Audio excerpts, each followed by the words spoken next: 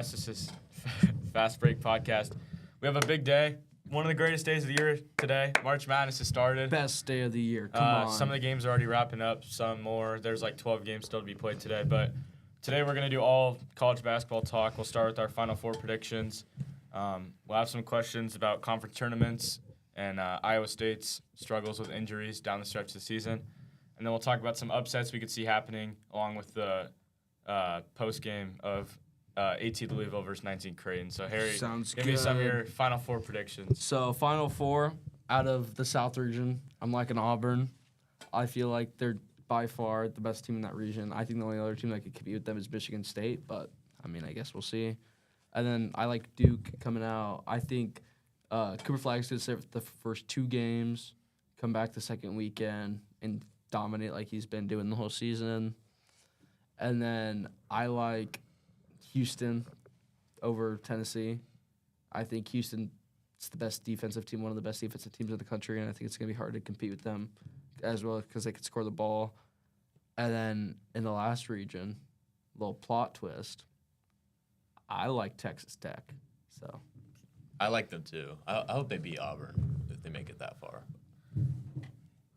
All right. What are your predictions, Jace? First we got St. John's in the way bottom. Yeah, very streaky team. Yes. Although they play Omaha, I really hope Omaha can win, but I think they'll make it to the Final Four. And then on that same side, I know they got a lot of injuries, but I got Iowa State. I don't know. I just think they are very, very like team-like, I guess. And then on the other side, got Duke and Tennessee. Just feel like they're two powerhouses on that side. So yeah, Duke's definitely the favorite pick for a lot of people to win it with Flag and Malik Brown back. But my predictions, I got Michigan State. Izzo's 30th year coaching. He's been here before. I think he can finally get back to the Final Four this year and beat an Auburn team that seems to struggle under pressure when a lot of people are watching. And then I got Florida. They're also my champion pick. I just think they're too overpowering with their bigs that can shoot, pass, dribble, and then they have, obviously, first-team All-American Walter Clayton Jr. as their point guard. I have Duke out of the top region on the right side of the bracket. I have them playing Florida in the final, and I think that'll be a really good game if it ends up happening.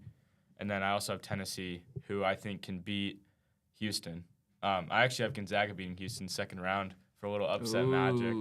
I just don't think Houston, obviously they're good defensively, but if they can't score, they really struggle to beat teams. And I think Gonzaga is really strong. Nice. But looking forward to the rest of the day, obviously Creighton Louisville just finished. Creighton ended up winning by 15, 14. Something like that. But my favorite game today is going to be the 11 seed VCU versus 6 seed BYU. BYU's on a roll right now. They have their top player, Richie Saunders, averaging 16 a game. And an interesting thing to watch there, BYU's on the season is shooting 40% from three, but VCU is going to try and shut that down. Obviously, VCU is a really good defensive team. They've been carried by their defense all year out of the A-10. And I really think whoever wins this will end up making the Sweet 16. They'll play the winner of Wisconsin and Montana, which right now Wisconsin's up 15, so it looks like they'll end up moving on. But what are some other games you guys see being interesting? Some like double digits, kind of those. I like UC San Diego, Michigan, just like everybody else. I feel like it's gonna be hard competing with 2 7-foot plus. Yeah. On the for Michigan, but I think UC San Diego plays a good type of basketball, so I like that. Or Drake. I think, to be honest, Mizzou pulls out of it, but I wouldn't. I think if I think if Drake wins their first round game against Mizzou, I think they could go on a run. So I think that Drake team's interesting because obviously their coach was rumored to maybe get the job at Indiana. Obviously ended up going to DeVries, but they're interesting because their coach could still leave. Yeah, you don't really know what's going on in the locker room. Could get the Iowa job, and obviously Caleb Grill from Mizzou has been balling, so we'll have to see there. I think Mizzou plays way too aggressive for Drake, though. Yeah. I don't think they'll be able to keep up. Yeah. Another upset pick that I put in this outline last night was 13 High Point over 4 Purdue, but obviously that didn't end up happening. I was really big on High Point. I think they're really well coached, but they were just overmatched with Purdue, Braden Smith, and Trey Kaufman-Renn. And Purdue ended up winning by about 10, I think. But Harry, do you have any big thoughts about the Louisville Creighton game? I mean, I thought, to be honest, going into it, I really thought Creighton didn't really match up well. Yeah. Other than Kalkbrenner, which is an obvious. Whoever they played, they're gonna have a better big than. Yeah.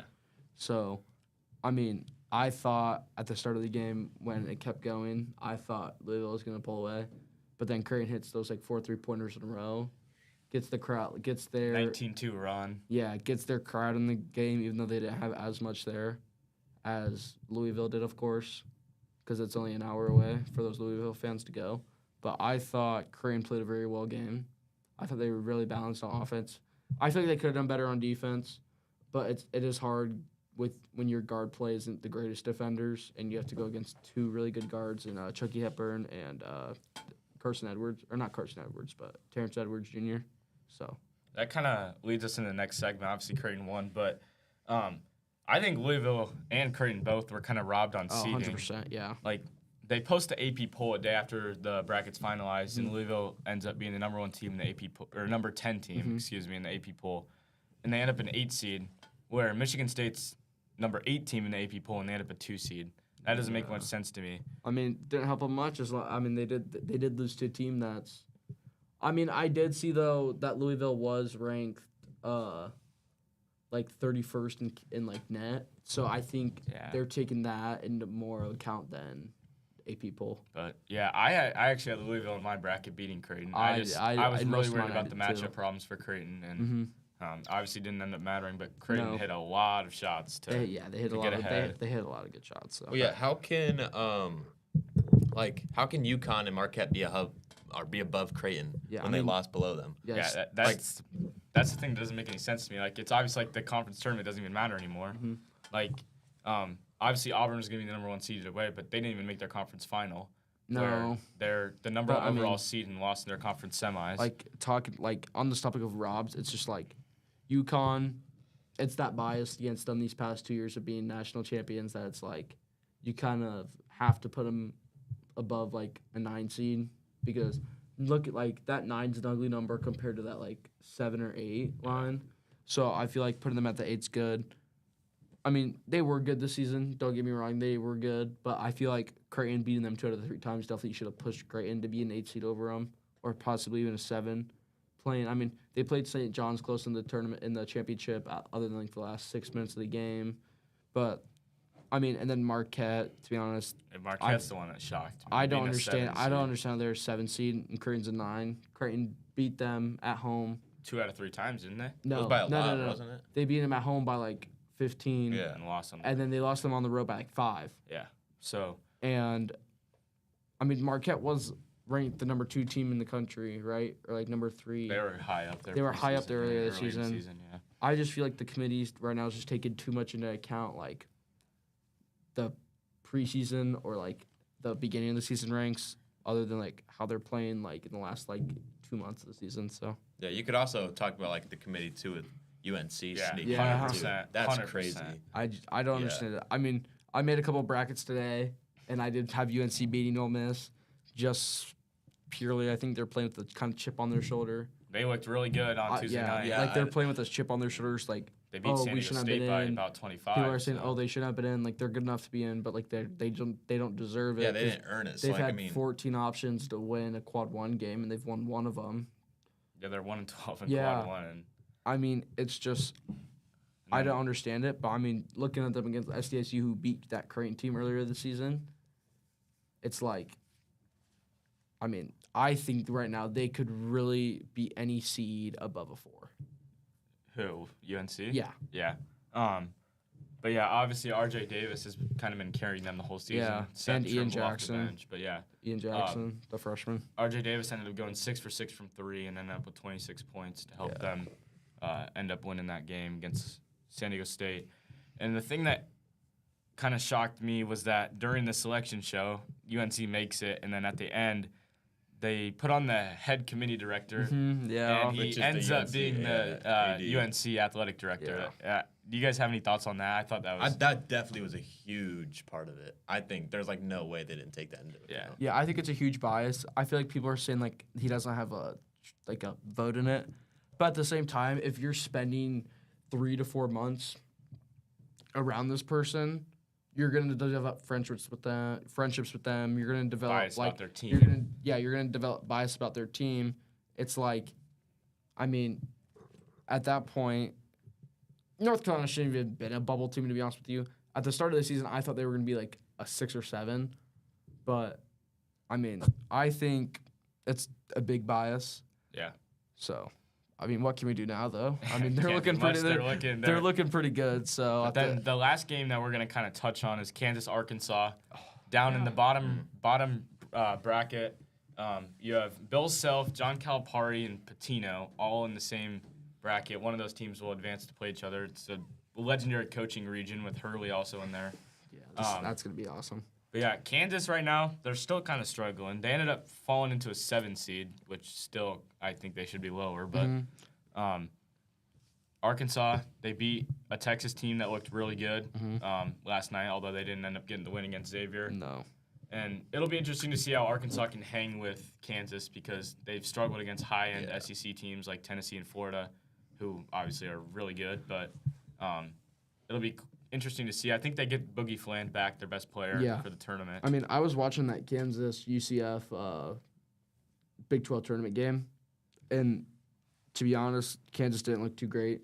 AJ Storr, I think, had 2 points that game. Hunter Dickinson kind of carried them, which has been mostly the story of the season. Like, considering like they have this huge team, Zeke Mayo's also a big part of it. I think they can compete with some of the best teams, but if they're playing just all right, I just feel like they don't play with a bunch of effort. Yeah. I feel like they play a lot like they're kind of giving up on there. Yeah.